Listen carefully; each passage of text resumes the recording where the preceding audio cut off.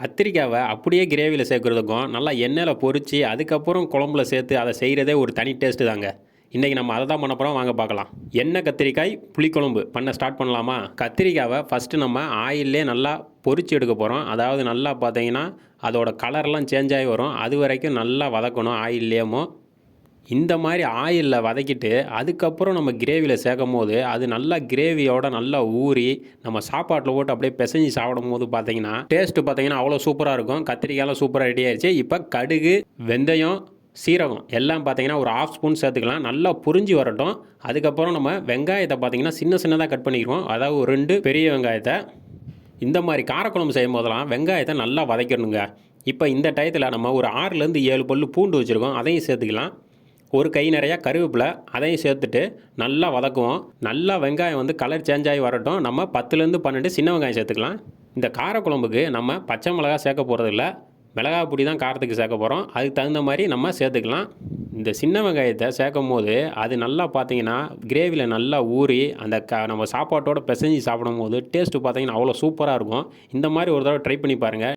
சின்ன வெங்காயம் ரொம்ப வதங்கி வரணும்னு அவசியம் கிடையாது. லைட்டாக வதங்கி வந்தாலே போதும். இந்த டயத்தில் ஒரு 3 தக்காளி, பெரிய தக்காளியை நம்ம சேர்த்துக்கிட்டு, குழம்புக்கு தேவையான உப்பு சேர்த்துட்டு நல்லா கலந்து விட்ருவோம். தக்காளி நல்லா மசிஞ்சு வர அளவுக்கு நல்லா வதக்கிடணுங்க. நல்லா வதங்கி வந்தோடனே மஞ்சத்தூள், மிளகாத்தூள் காரத்துக்கு நம்ம காரம் நம்மளுக்கு அதிகமாக வேணும்னு நினச்சிங்கன்னா நம்ம மிளகாத்தூள் அதிகமாகவே சேர்த்துக்கலாம். வீட்டில் அரைச்ச குழம்பு மசால் பொடி ஒரு 2½ ஸ்பூன் சேர்த்துருக்கோம். கொஞ்சமாக தண்ணி சேர்த்துட்டு நல்லா கலந்து விடுவோம். ஒரு நெல்லிக்காய் சைஸ் புளியை வந்து நம்ம கரைச்சி வச்சுருக்கோம்.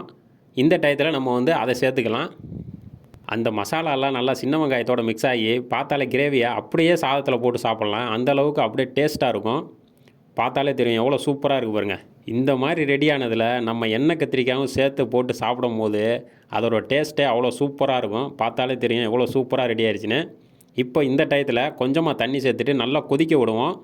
கொதித்து வந்த உடனே இப்போ நம்ம புளி தண்ணியை சேர்த்துக்கலாம். இப்போ பார்த்தீங்கன்னா நல்லா கொதித்து வரணும். புளித்தண்ணி சேர்த்ததுக்கப்புறம் நல்லா கொதிக்க விட்டுட்டு நம்ம ஒரு தட்டு போட்டு மூடிடலாம். இப்போ பார்த்தீங்கன்னா நல்லா கொதித்து வந்துருச்சு. இதை நல்லா கலந்து விட்டுட்டு ஒரு தட்டு போட்டு மூடிடலாம். இப்போ இதுக்கு வந்து ஒரு தேங்காய் பேஸ்ட் ஒன்று நம்ம அரைக்க போகிறோம். அது வரைக்கும் நல்லா பார்த்தீங்கன்னா ஒரு 5 நிமிஷம் அப்படியே சிம்மிலே வச்சு விட்ருவோம். தேங்காய் பார்த்தீங்கன்னா ஒரு கை நிறைய எடுத்துருக்கோம். கொஞ்சமாக தேங்காய், ஒரு 6 முந்திரி, கொஞ்சமாக கசகசா நல்லா பார்த்தீங்கன்னா வலுவலுன்னு அரைச்சி எடுத்துக்கலாங்க. இப்போ பார்த்தீங்கன்னா ஒரு 5 நிமிஷம் நல்லா மசாலா வெந்திருக்கு. இந்த டயத்தில் நம்ம அந்த பேஸ்ட்டை வந்து சேர்த்துக்கலாம். இந்த பேஸ்ட்டை சேர்க்கும் போது நம்மளுக்கு பார்த்தீங்கன்னா டேஸ்ட்டை இன்னும் எடுத்து கொடுக்கும் கிரேவிக்கு. அதனால தான் சேர்த்துருக்கோம். நல்லா கலந்து விட்ருவோம். கலந்து விட்டுட்டு இந்த டயத்தில் நம்ம எண்ணெய் கத்திரிக்காயை பொரிச்சு வச்சுருக்கோம் பார்த்தீங்களா, அதையும் இந்த டயத்தில் இறக்கி விட்டுறலாம். இறக்கி விட்டுட்டு ஒரு 5 நிமிஷம் இன்னும் சிம்மிலே வச்சு அப்படியே விட்டுருவோம். நல்லா மசாலாலாம் அப்படியே பார்த்தீங்கன்னா நம்ம கத்திரிக்காயில் இறங்கி டேஸ்ட்டு பார்த்தீங்கன்னா அவ்வளோ சூப்பராக எடுத்து கொடுக்கும். ஒரு 10 நிமிஷத்துக்கு நல்லா பார்த்தீங்கன்னா சிம்மிலே வச்சு விட்டோம். சூப்பராக ரெடி ஆகிடுச்சு நம்மளுக்கு கிரேவி. இந்த பக்குவத்தில் நம்ம இறக்கி வச்சிடலாம். கரெக்டாக இருக்கும். நல்லா கிரேவி நல்லா திக்னஸாக இருக்குது பாருங்கள். லாஸ்ட்டாக கொத்தமல்லியை சின்ன சின்னதாக கட் பண்ணி வச்சுருக்கோம். அதையும் தூவிட்டு ஒரு தடவை கலந்து விட்டு அப்படியே இறக்கி வச்சிடலாம். சூப்பரான எண்ணெய் கத்திரிக்காய் கிரேவி நம்மளுக்கு ரெடி ஆயிடுச்சு. கத்திரிக்காயெலாம் பார்த்தீங்கன்னா அவ்வளோ சூப்பராக வெந்து வந்திருக்கும். பார்த்தாலே தெரியும். அப்படியே சாதத்தில் பிசைஞ்சு சாப்பிட்லாம். இந்த மாதிரி ஈஸியான ரெசிபி வேணும்னா நம்ம சேனலை சப்ஸ்கிரைப் பண்ணி வச்சுக்கோங்க. லைக் பண்ணுங்கள், ஷேர் பண்ணுங்கள்.